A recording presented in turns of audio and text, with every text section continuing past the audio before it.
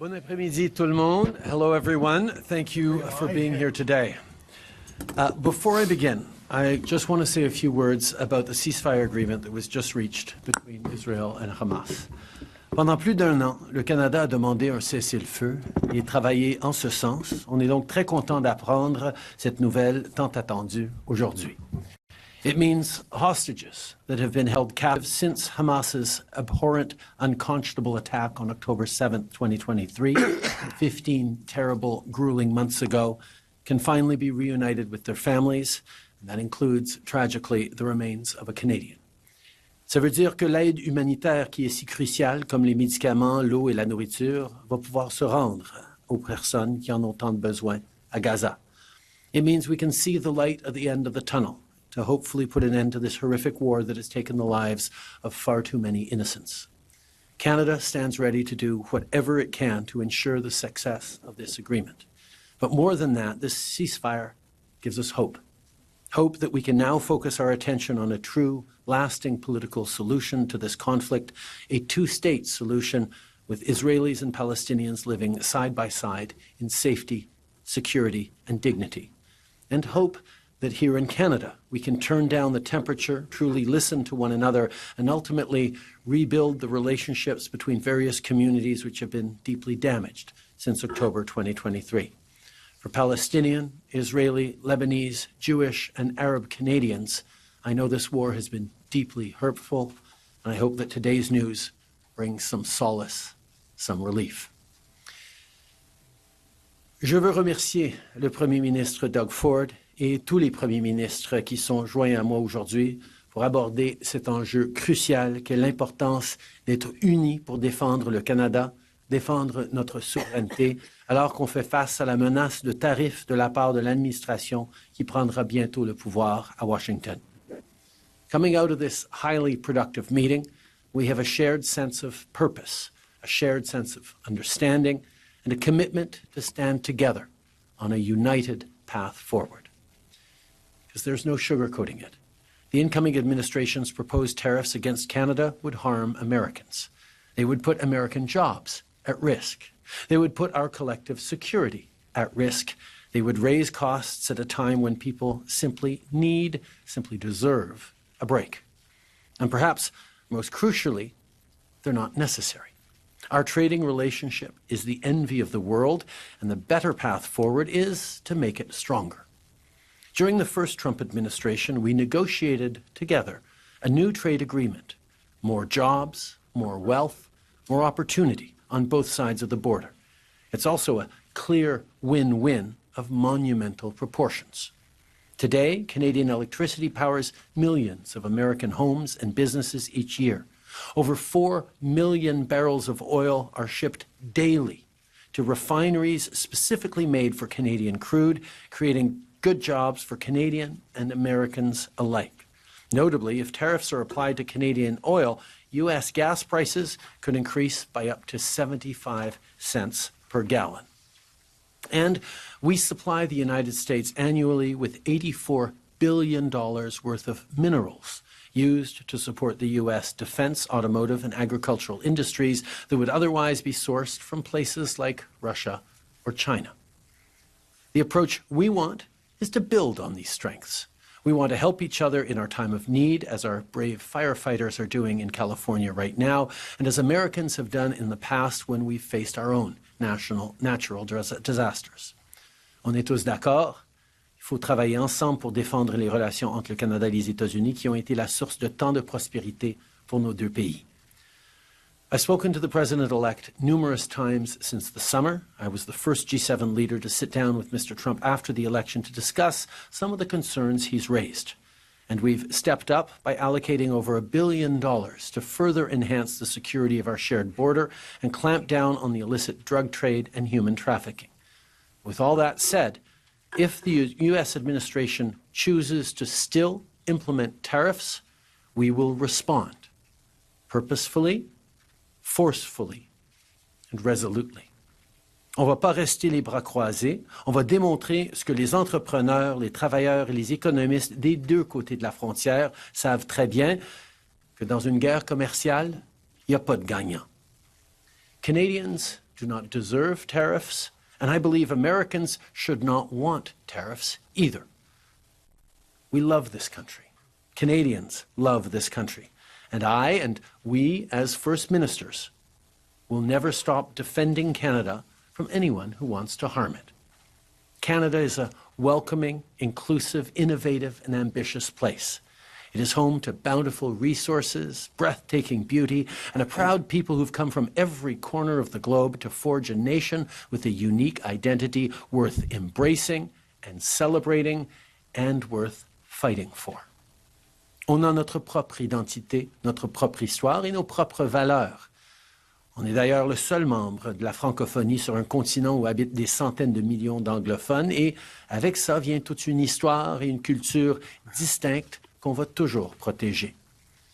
Now, no country is perfect, but I do believe that Canada is the best country on earth, and there's nowhere that I or the vast majority of our 41 million strong family would rather be. And that's why I gathered us all here today, the federal government, provinces and territories alike, working with businesses, labor, and stand up for Canada. Thank you all for being here. I thank the premiers for being here especially, and I'm happy now to turn it over to the head of the Council of the Federation, Doug Ford. Doug. Oh, thank you. Well, thank you, Prime Minister. The ministers as well, Minister LeBlanc, Mr. Jolie, and Ambassador Hillman, and all the premiers. This is truly a Team Canada approach that we're taking. And I just can't emphasize it enough about staying united as Canadians, standing up against these tariffs. Things are going to change in a week when the inauguration happens of President Trump, and if he moves forward with these tariffs. There's never been a time that's more important for Canadians to be united, to stand up, and making sure that our voice is heard. And the retaliatory tariffs need to be hard. We have to send a message when someone comes up and tries to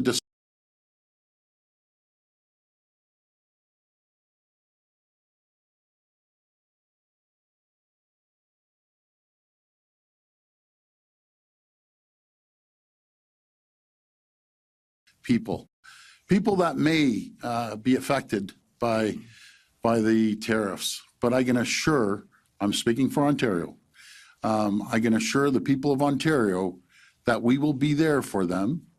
We'll be there to support them.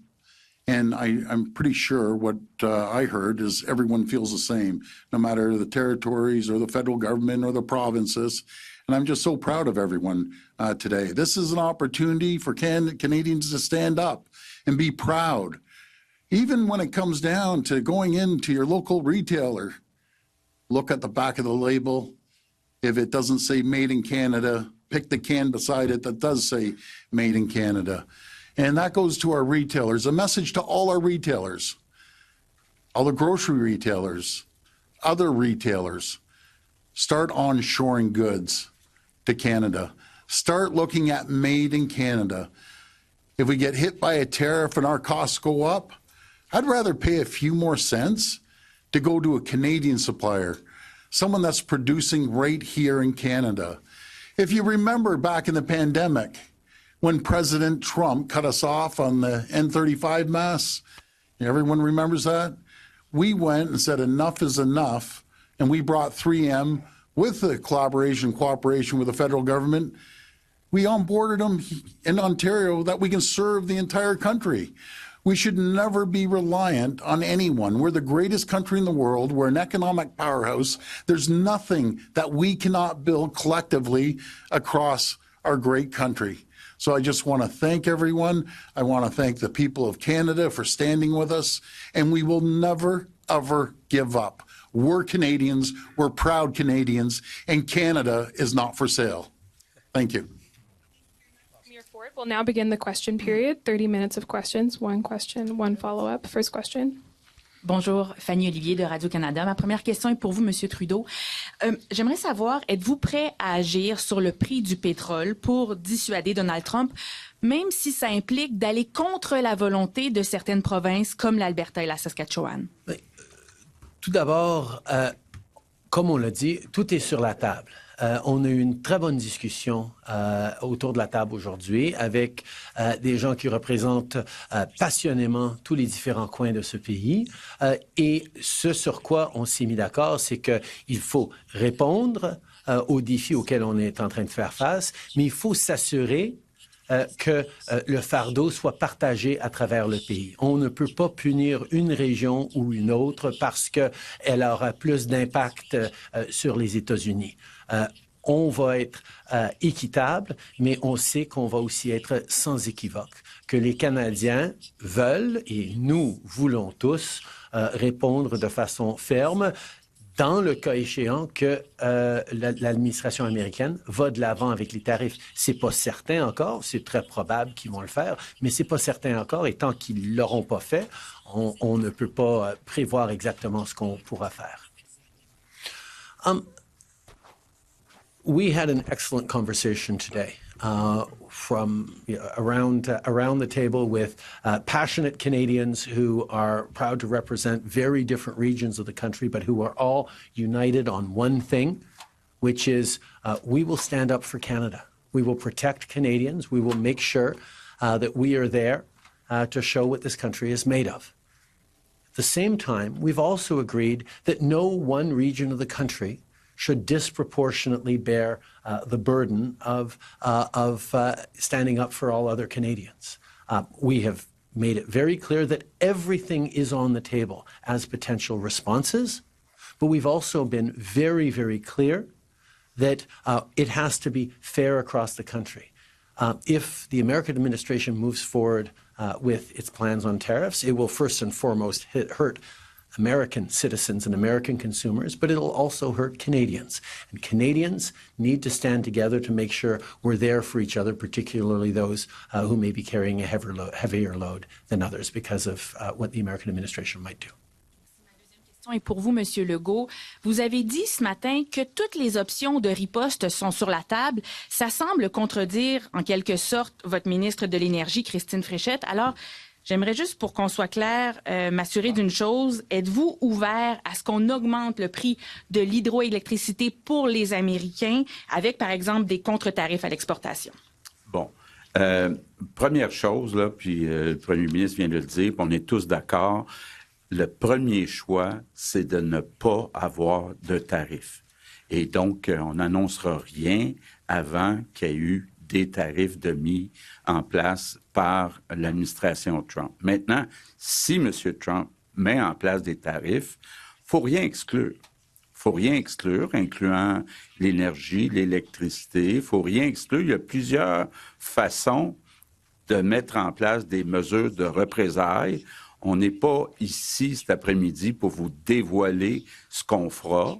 On a discuté de différentes mesures, mais ce qu'on a convenu, c'est qu'on n'exclut rien.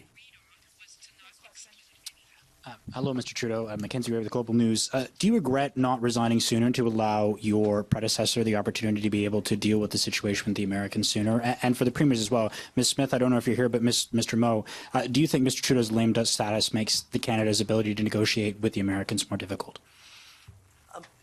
The experience Canada had in renegotiating NAFTA in the first Trump administration demonstrated that when we stand together united, promoting Canada's interests, we can do very well, even against a larger trading partner. And that is the focus we have right now. Yes, the Liberal Party is having discussions about its next leader. But right now, our entire focus, and the ministers with me, and indeed all the premiers, is on making sure that we're protecting Canadians every step of the way. That's the job I was elected to do back in 2021, and that's the job I will continue to do until the day at which I am no longer doing it. But right now, my entire focus is on standing up for Canada and protecting Canadians. I would just make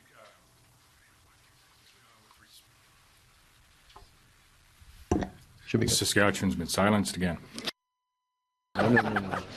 Make a comment with respect to, at times, we are going to have differences in policy, whether that be at the subnational level between premiers up here, whether it be through from different provinces with the federal government. And I've never made any secret with respect to where we have differed on policy with the federal Liberal government and the Prime Minister at times, and been very open with Saskatchewan's position on those policies. Maybe that's why I probably could exclude myself today from entering the Liberal leadership race over the course of the next while. That, and I'm not bilingual.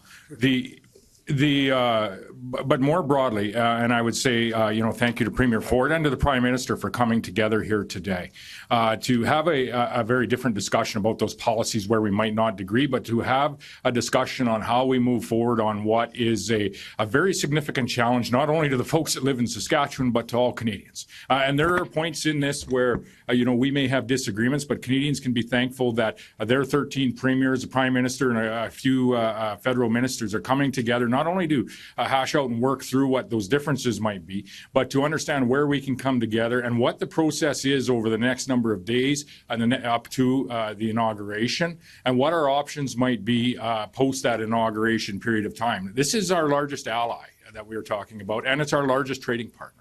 It's our most significant trading partner. That's not to say that we haven't had trade tariff disputes with the U.S. or other countries previously. And there is we've been through this before, maybe not as large and broad as what is being talked about now, but we have been through this before. And there is a process to the work that we must do. And I would say that today, that process involves each of us, whether we be a subnational leader or a part of the federal government today or months ahead, whoever that might be, is to ensure that North Americans are aware of the impact that these U.S. tariffs will have on all North Americans, in particular on Americans, and to ensure that everyone is aware, in particular those in the sphere of policy and decision makers in the U.S. are aware of the advantages that we have with the integration of the North American economy and the threat that any type of tariffs, whether they be north or south of the border, bring to our energy security, our food security, the manufacturing security that we have. It's provided, and that value is added on both sides of the border, and we need to double down on our efforts in engaging on those fronts. There's agreement at this table on all of those points, and so we may have policy disagreements from time to time, but there's things that we agree on, and there's times when we do have to come together to represent what is in the best interest of all Canadians, and we in Saskatchewan, we continue to be Canadians. Mr. Trudeau, do you plan on running in the next election? And if you don't, what are you going to do when you're not Prime Minister anymore? First of all, I want to thank Scott for that answer. It's rare I get such support, but no, I do have to say that particularly those who've been around. Oh, sorry, I'm endangering your political fortunes by thanking you publicly. I do want to say that Scott and Doug and a number of the folks who've been around a while have been extraordinarily invaluable in these conversations, in this Team Canada approach.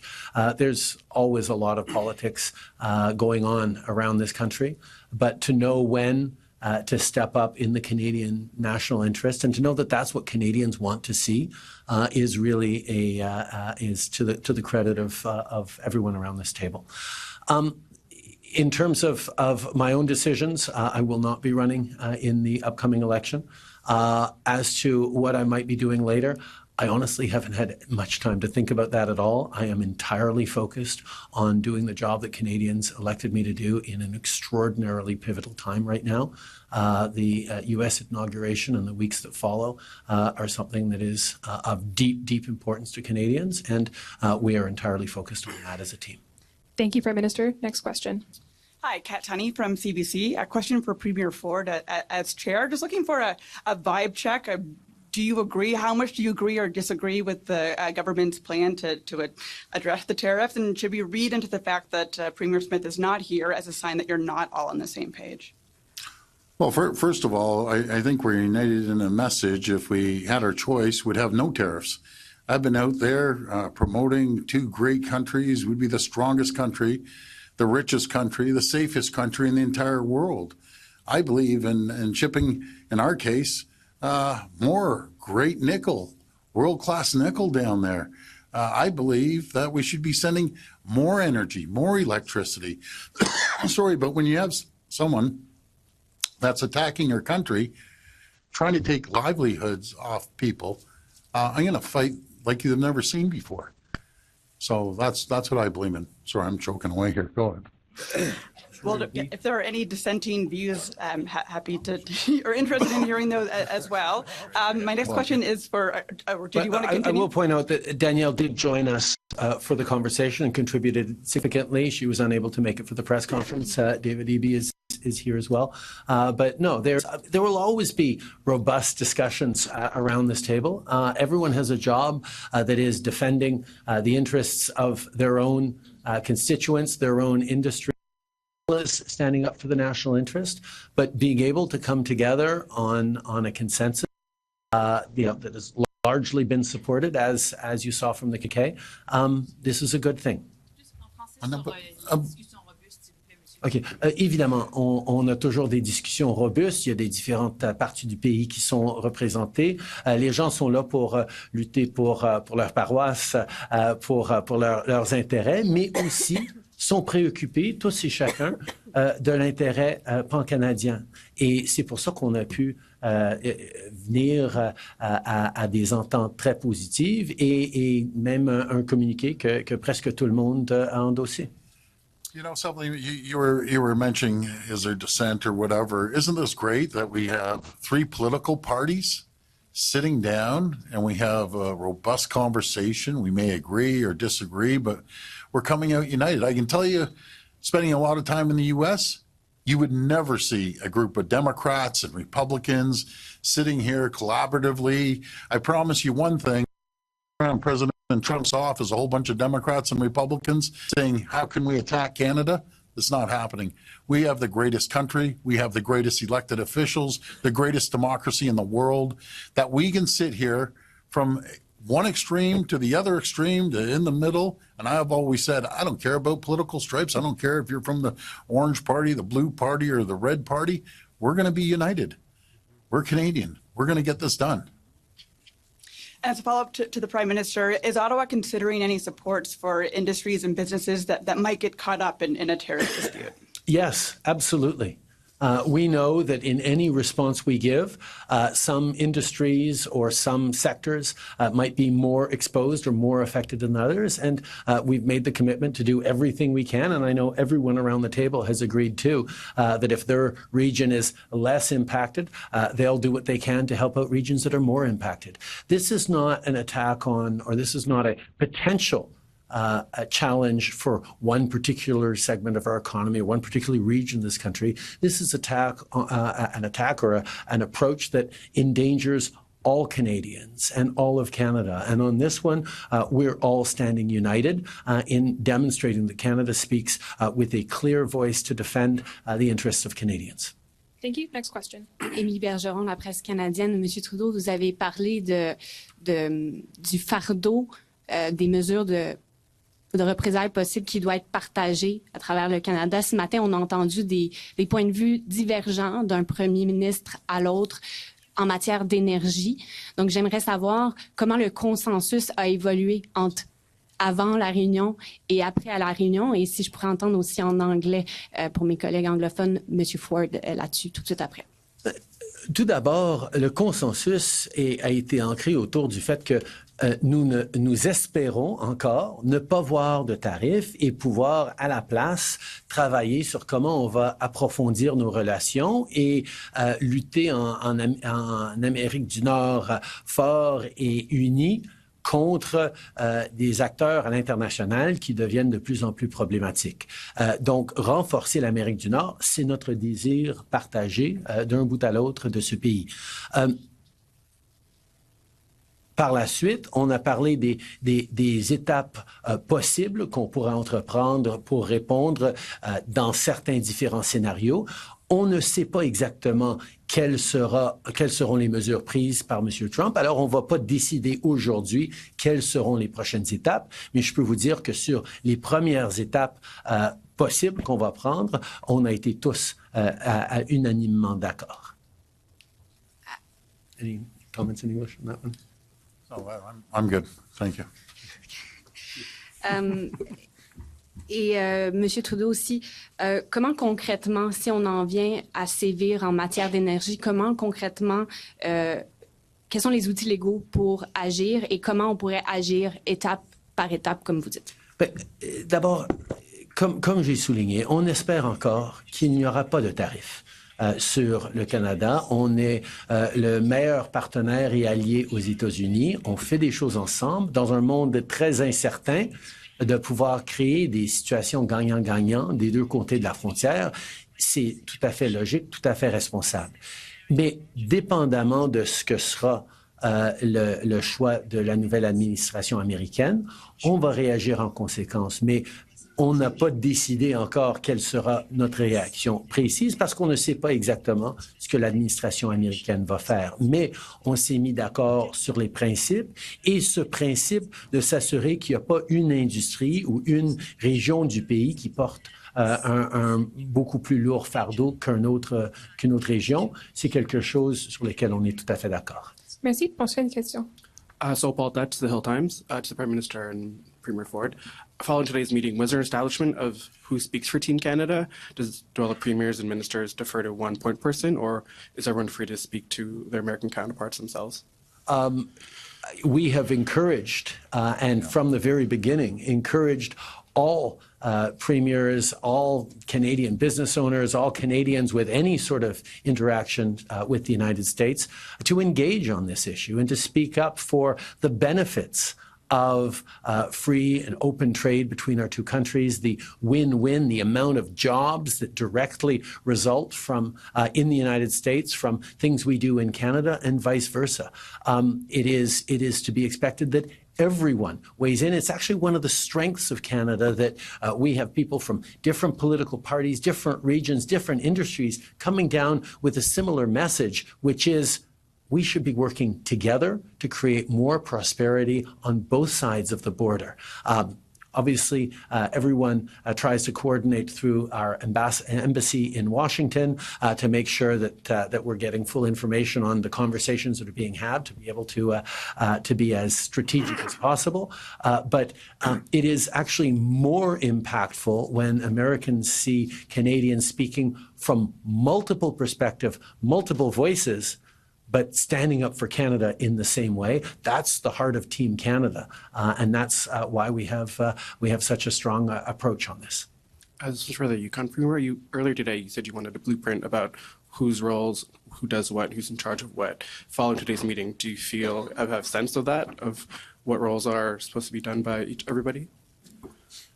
Yeah, I think that actually, just as that question came up and thinking about what was laid out today, I think everybody, look, I'll use a hockey analogy. I think when you talk about Team Canada, everybody can score goals in different ways. I think the key is that everybody is actually has a blueprint about what we are going to message. I think there was good strategy laid out, and I feel very good. Part of the goal here was to wake up tomorrow and understand what the role was as a premier, how we interact, how our levels of government will work together to make sure that we align, and as things become elevated, if they do, depending on what happens on the 20th, we have a clear understanding of how we'll work together and understand how each person's tools they put on the table can interact or can affect other jurisdictions, but at the same time, how they can be most effective. So I'm very happy with what I heard today. Boris, pour le devoir, Monsieur le Premier ministre Trudeau, l'Alberta, il semble qu'elle n'a pas signé le communiqué conjoint.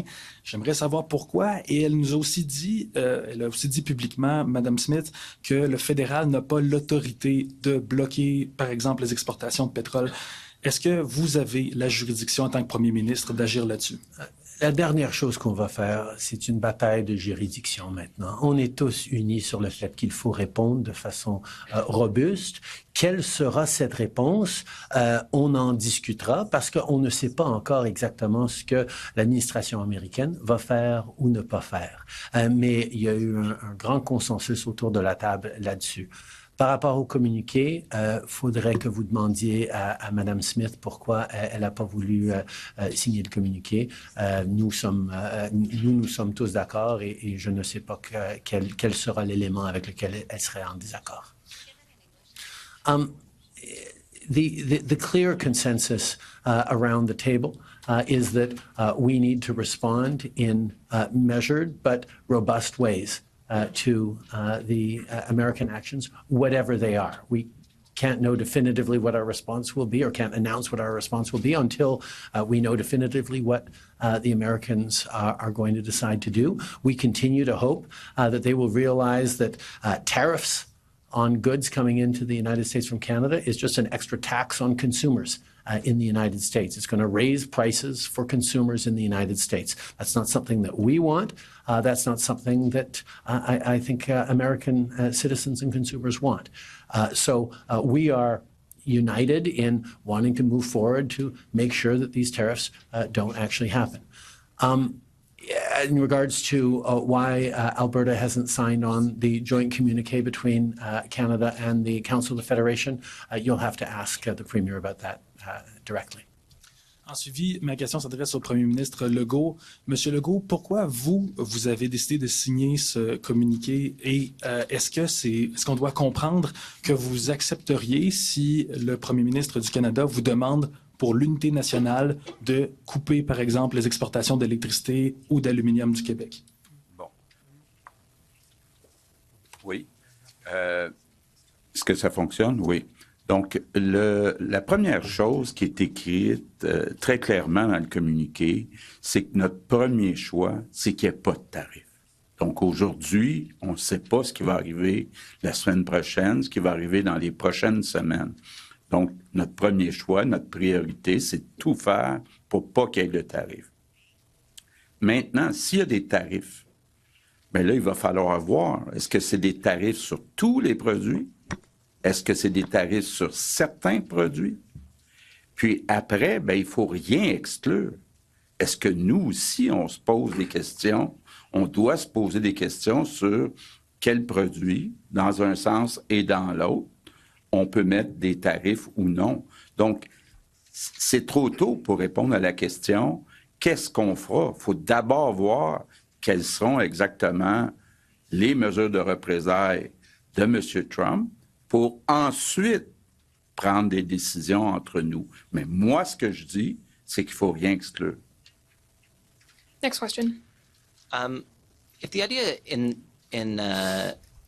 in talking about this is to get Trump to back down and to have this not happen, why not come out with a dollar for dollar proposal right now publicly to show the Americans that we're serious and pressure them to back down on this?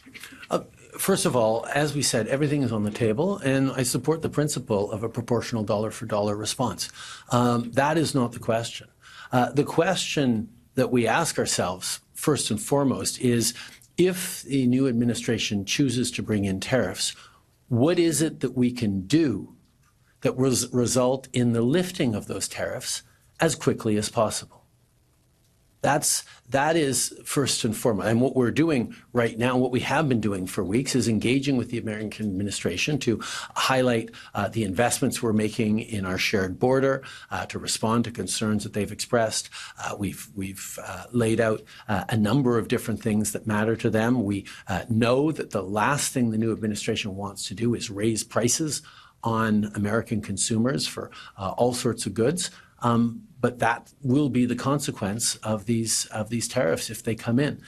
So we are both trying to prevent them from coming in, and if they do come in, we will try to get them lifted as quickly as possible. And like I said, we will use any and all tools necessary as a country to stand up for Canadians. And I understand Danielle Smith has posted online her sort of reaction to this and why she didn't sign the communique, saying she can't support what's going on today because the idea is still being floated about putting an export tariff on our oil and gas. So what's your reaction to that? Why were you unable to bring her on board with this? Doug, you want that? Well, you know, that's what's unique about our group. You know, everyone has their interest at heart, and I respect Premier Smith. I respect that she's concerned about protecting her energy, and that's her choice. That is her choice. But I have a little different theory. I have a different theory that protect your jurisdiction, but country comes first. Canada's a priority. And I don't believe in jeopardizing one sector or another. Premier Smith's oil is Ontario's auto sector, right? So again, we all have different views, and we can respect each other's views.